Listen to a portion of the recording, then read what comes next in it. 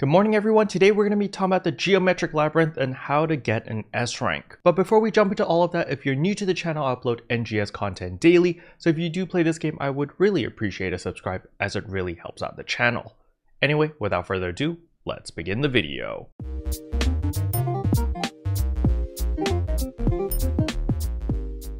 So the very first thing I need to talk about is what modifiers do you actually need to achieve an S rank. So when we go to add challenges over here, you will need to unlock all of the different modifiers by completing it multiple times. So the first modifier you're going to need to pick is enemy max HP times 400%.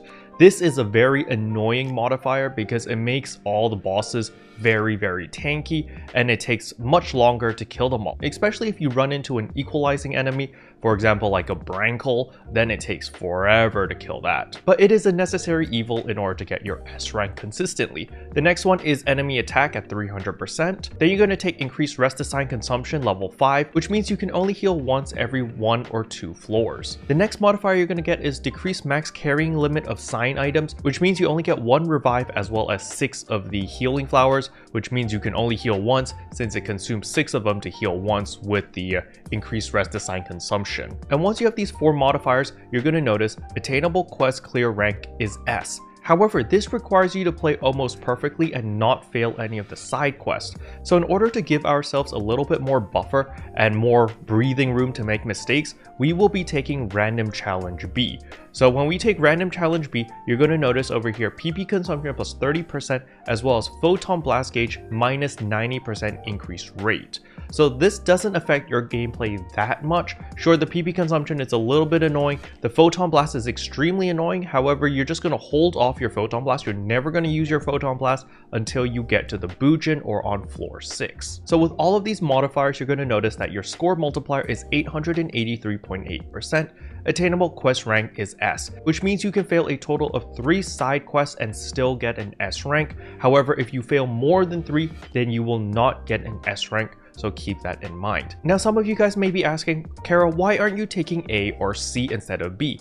The reason for that is because if you look at Random Challenge A, this is your HP will decrease by 50% on some floors and your PP will decrease by 50 on some floors. This is way too detrimental when you are progressing through S ranks, especially since the enemies hit 300% more damage. So if you're half HP, you literally get one shot. And on top of that, the bosses are so tanky because they have 400% more max HP that it is a battle of attrition. So the faster you can take out an enemy, the better, because then you make less mistakes. However, since the bosses are so tanky, it's very difficult to play perfectly throughout the entire fight, which is why I don't like having lower HP or lower PP, because that does hurt team morale, especially when you're on like floor 6 on the Bujin and you go in and immediately you're on half HP. You're just like, oh man, if the Bujin hits me once, I'm gonna die. And most people, myself included, play much more passively when you're on the brink of death. As for Random Challenge C, this is the worst one. Never take this, simply because your HP decreases by 20 every 10 seconds on some floors,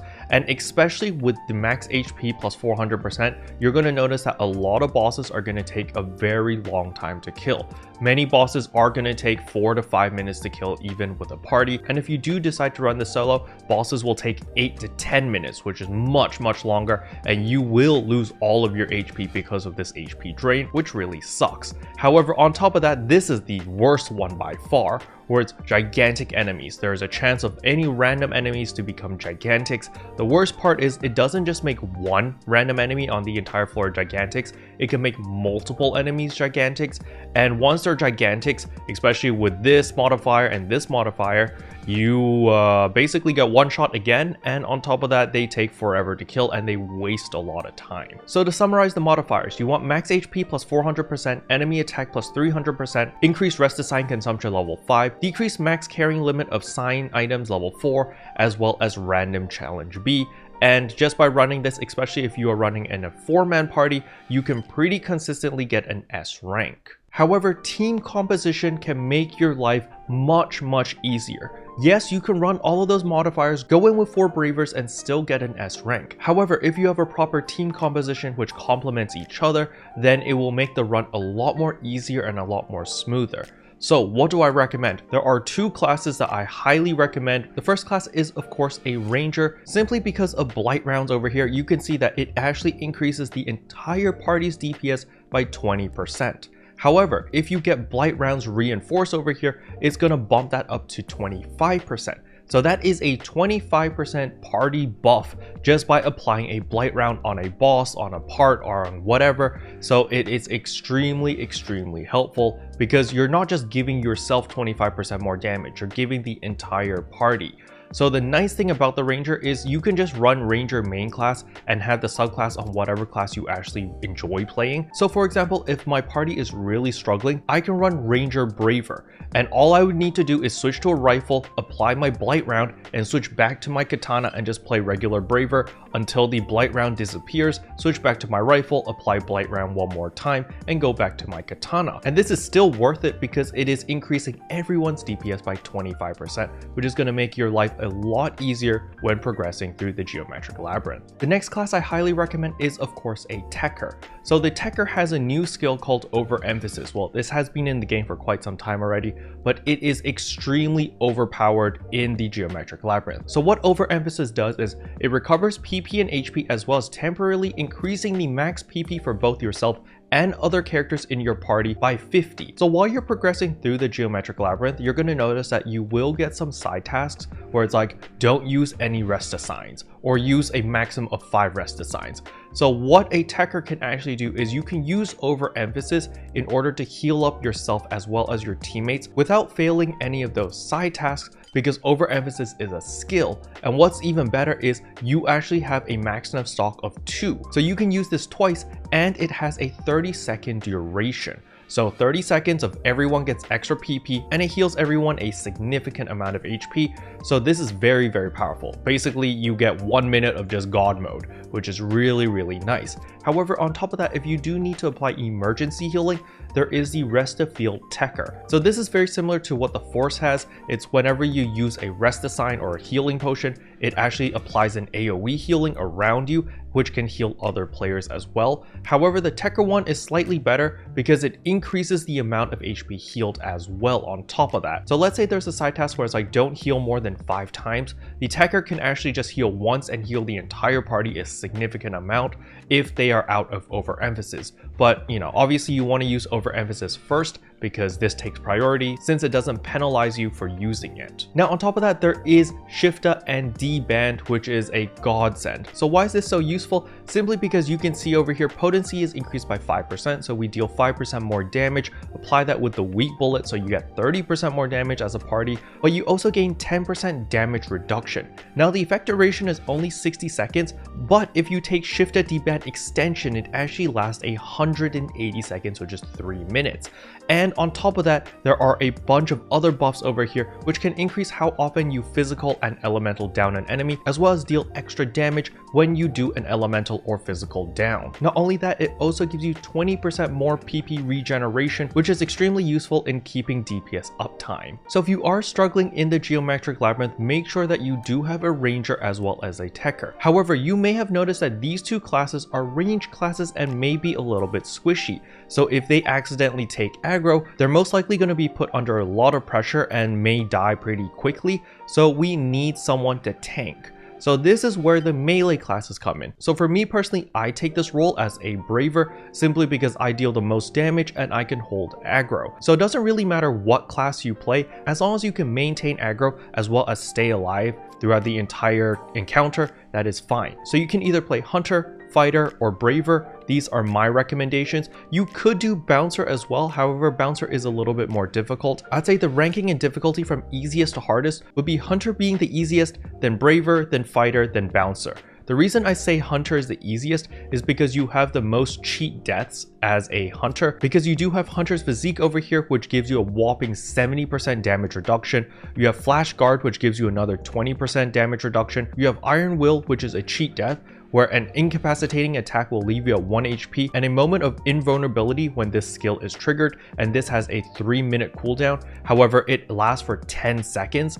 So basically, if you do get quote unquote killed, you have 10 seconds of invincibility where you can just go ham on the enemy and not care at countering, blocking. You don't need to care anything at all, and you could just go full aggro. And on top of this, if you know that you're playing with a party with people who have better gear than you and you're afraid of losing aggro, you could always take a point in Warcry over here, which actually gives you 200% more threat generation, which means your teammates need to deal double your damage in order to rip aggro off you.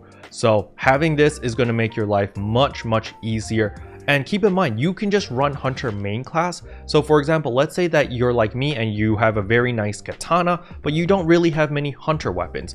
Then what you can do is you can run Hunter main class so you have access to Warcry, but you can still use your katana in order to maintain aggro and play just like a Braver. And by doing that, you actually get the benefits of all the Hunter perks, but you're just playing Braver normally, which is really nice. Now I know a lot of people watched the video yesterday and were kind of confused on how the wired lances work. So you do need Wired Anchor Advanced in order to do that helicopter spin move that I did. All you need to do is hold down A or D when pressing the weapon action, and you'll be able to swing your wired lances in a huge AoE which spins faster and faster the longer you hold it.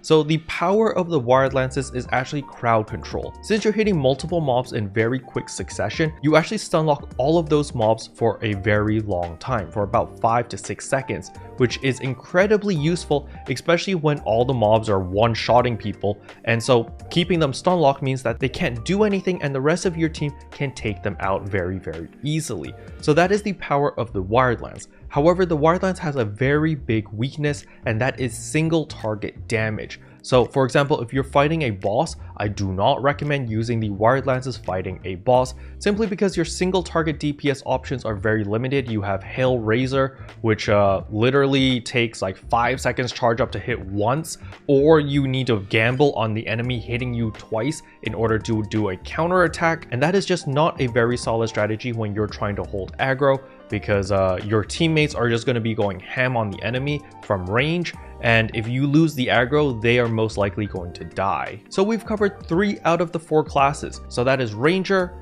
Techter, as well as a tank, so in my case a Braver. So what class should the 4th player play?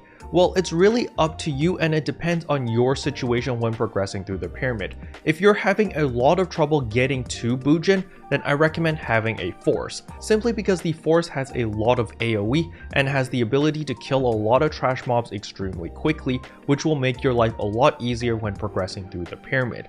However, if you're having trouble on the Bujin itself, then I recommend either having a fighter or a bouncer, simply because these classes are extremely good in taking down single targets, such as boss rushing or Bujin in our case. And last but not least, of course, we have to talk about weapons, simply because the Kukuhroziat Weapon actually gives you a very powerful potential over here, which actually gives you potency plus 27%, because remember, you get the additional 5% if you are in the Geometric Labyrinth, and gives you a whopping 55% damage resistance in the Geometric Labyrinth. So the Kukuhroziat Weapon is a huge recommend in my books, simply because it allows you to make a lot more mistakes and not get punished severely from it. If you don't have a Kukuhroziat Weapon and you are running all of those multipliers, which I said earlier, in order to get an S rank, you will get one shot. If you make any single mistake, you will die instantaneously, simply because the mobs hit extremely hard. So this is why I recommend having a Kukuhroziat Weapon. At the very least, you will survive one hit. As long as you are not running Gion armor or Grias armor, you will be fine. But other than that, it is just practice. There are specific floors which I always avoid. So for example, if I get this specific floor, I will just abandon the quest and redo it, simply because this floor only applies to floor 1 or 2. So if this does happen on floor 2, usually I suck it up and just continue on. But if I go into the pyramid immediately and floor 1 is like this, I immediately just retry the quest and redo it, because that floor really sucks. There's a lot of enemies and a lot of things can go wrong on that floor, and I just don't want to deal with it, especially when I'm just trying to rush S ranks, or maybe it's my very first S rank and I want to take the path of least resistance. Then you want to avoid this floor, simply because yeah, this floor just really sucks. Now another thing to keep note of is floor 3 and floor 6 in the Geometric Labyrinth are always going to be the same. Floor 3 is always the parkour floor, and then floor 6 is always going to be the Bujin boss fight. So no matter what you do, you have to do those 2 floors. However, all the other floors are RNG, and on specific floors, the number of bosses that spawn there is also RNG. Sometimes you might get one boss, other times you might get two bosses, so if you're really struggling through the geometric labyrinth, don't give up, just keep trying. However, again, I do highly recommend having a ranger, a Techter, as well as a tank, and then just any DPS depending on your situation. Having that team composition will greatly increase your chances of getting an S rank when running the geometric labyrinth. Special thanks to all the members for supporting the channel, it really means a lot to me. Thank you again. But yeah, that's all I wanted to cover in today's video. Hopefully you guys found it helpful. If you did, I would appreciate a like and a subscribe, and I'll see you guys in tomorrow's video. Bye! What can I say except